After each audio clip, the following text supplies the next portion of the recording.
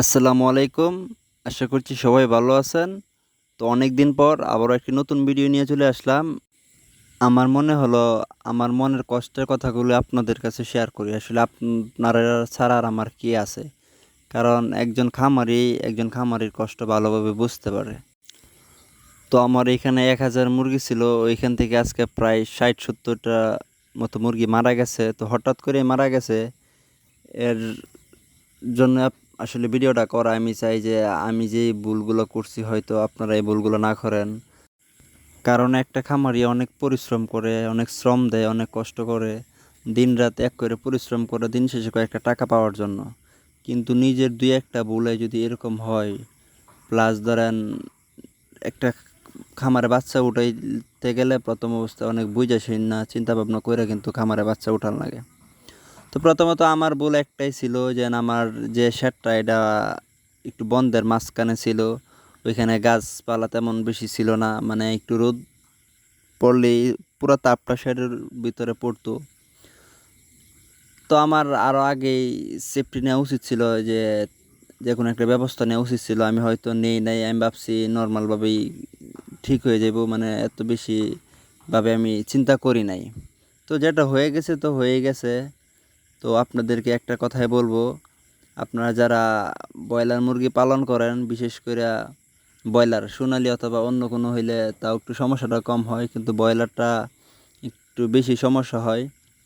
এরা গরমও তেমন বেশি সহ্য করতে পারে না, ঠান্ডাও তেমন বেশি সহ্য করতে পারে না। তাদের জন্য নর্মাল আবহাওয়াটা ঠিক আছে। এই জন্যই বিশেষ করে সব কাজ করার আগেই অভিজ্ঞতাটা প্রয়োজন, কারণ অভিজ্ঞতা ছাড়া জীবনে কোনো কাজেই সফল হওয়া যায় না। আর আমিও মোটামুটি নতুন খামারি, তেমন বেশি দিন হয় নাই। আর আমার বাচ্চাগুলাও ডিলারে আমার ঠগাইছে, মানে বাচ্চাগুলাও তেমন ভালো না। সি গ্রেডের বাচ্চা আমারে বলছে এ গ্রেডের বাচ্চা। ওদের খাবার অনুযায়ী দিন অনুযায়ী তেমন ওজন আমি পাই নাই।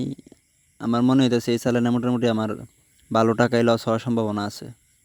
তো আপনাদের উদ্দেশ্যে শুধু কয়েকটা কথা বলবো, যে একটা বিষয় পুরোপুরি জানবেন, জানার পরে যদি এই বিষয়ে কাজ করেন তাহলে হয়তো বা সফলতা পাবেন। আর যদি না বুঝা না যাই না পরের কথা শুনে অথবা যে কোনো মনে হইলো আপনি করে ফেলছেন, তাহলে এই কাজে আসলে সফল হওয়া সম্ভব না।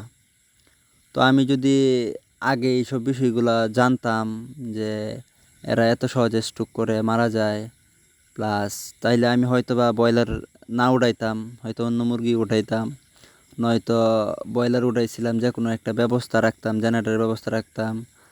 প্লাস আরও তো কত পদ্ধতি আছে, যদি এগুলো রাখতাম হয়তো বা আমার এতগুলো মুরগি মারা যাইতো না। আর যদি বাচ্চা চিনতাম তাহলে হয়তো প্রথম দিনই বুঝতে পারতাম যে বাচ্চাগুলো ভালো না। কিন্তু এটা আসলে কি বলবো আপনাদেরকে, আমিও নতুন, আর এই জন্য আমিও কথাগুলো নতুন খামারিদের উদ্দেশ্যে বলতেছি।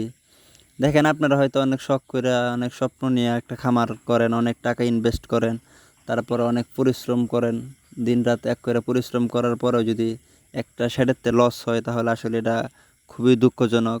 এটা কোনো খামারেই মানতে পারবো না, অনেক খারাপ লাগবে, এটা স্বাভাবিক। তারপরে এখান থেকে আমি আমার যে ভুলটা করছি এটা হয়তো আমি ভুলটা ভালোভাবে বুঝতে পারছি। আশা করি আর বাকি জীবনে এরকম ভুল আমি করব না। যদি ব্রয়লার বাচ্চা উড়াই অথবা যে কোনো একটা ব্যবস্থা আগে থেকে রেডি রাখবো, যাতে যদি তাপমাত্রা বেশি থাকে আরও রোগ বিজ্ঞান সম্পর্কে আমি মোটামুটিভাবে সতর্ক থাকবো, যাতে আমার শেডের মধ্যে তেমন বড় ধরনের কোনো রোগ না হয়। আসলে সবারই এটা করা উচিত, কারণ দিন শেষে কিন্তু একটা খামারে যদি পরিশ্রম করার পরে কিছু টাকা প্রফিট করতে না পারে তাহলে ও নিজেও হতাশ হয়ে যায়, ওর নিজে অনেক কষ্ট পায়। এজন্য প্রত্যেকটা খামারের উচিত, মানে যেহেতু এটা এরকম একটা ব্যবসা যেখানে লাভ লসটাই ডিপেন্ড করে বেশি, কারণ ব্রয়লার মুরগির রোগ রোগ অনেক বেশি হয়।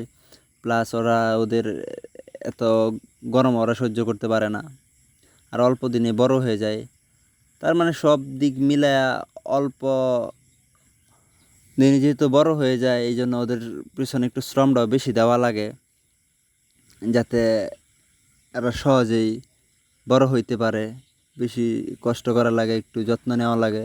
তো আপনারাও যারা ব্রয়লার খামার করছেন অথবা যারা পরিকল্পনা আছে ভবিষ্যতে করার চিন্তা ভাবনা করতেছেন খামার করবেন, তাদেরকে একটা কথাই বলবো, আপনারা আগে খামার সম্পর্কে জানেন, রোগ সম্পর্কে জানেন। যারা অভিজ্ঞ খামারে আছে অথবা ডাক্তার আছে তাদের পরামর্শ নেন। তাদের পরামর্শ নিয়া কিছু জাইন না শুন না নিজে চিন্তা ভাবনা কইরা সব কিছু কইরা পরে একটা খামার তৈরি করেন, ইনশাল্লাহ এখান থেকে আপনি সফল হইতে পারবেন। আর যদি না বুঝা না জাইনা আসলে ইউটিউবের ভিডিও তো প্লাস যে কোনো একটা কিছু মিন কইরা আপনি যে অন্য কেউ কথা শুন না আপনি খামার শুরু করেন, তাহলে আসলে কোনোদিনও লাভবান হওয়া সম্ভব না। তো আজকে আমার ভিডিওটা এই পর্যন্তই, কারণ ভিডিওটা অনেক বড় হয়ে যাইতেছে। তো আপনাদেরকে একটা কথাই বলবো, আপনারা সঠিকভাবে জাইন না শুন না তারপর খামার করবেন, এর ব্যতীত করবেন না। তো আজকের ভিডিওটা এই পর্যন্তই। সবাই ভালো থাকবেন, সুস্থ থাকবেন। আসসালামু আলাইকুম।